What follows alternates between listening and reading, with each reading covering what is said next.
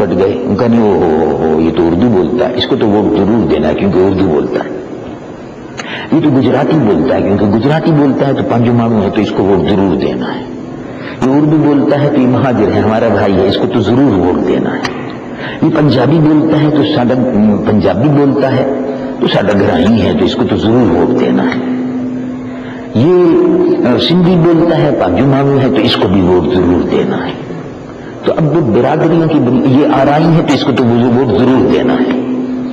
اور یہ فلاں ہے اور یہ چنی ہے، یعنی تقسیم ہو گئے ووٹ۔ کوئی یہ نہیں دیکھتا کہ اللہ کے نیک بندو ایسے بندے کو ووٹ دینا ہے جس کو خوف خدا ہو، جب خوف خدا ہوگا تو خلق خدا کا بھی حق ادا کرے گا۔ اب برادری کی بنیاد پر، زبانی بنیاد پر، علاقائی بنیاد پر قوم تقسیم ہو گئی۔ رسول اللہ کی امت کو لوگوں نے،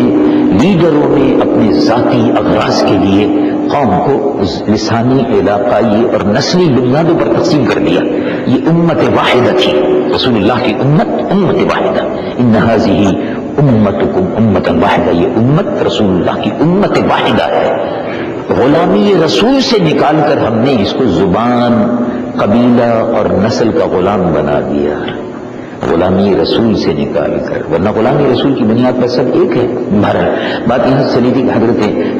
یوسف علیہ نبینا علیہ السلام نے فرمایا اجعلنی علی خزائن الارض،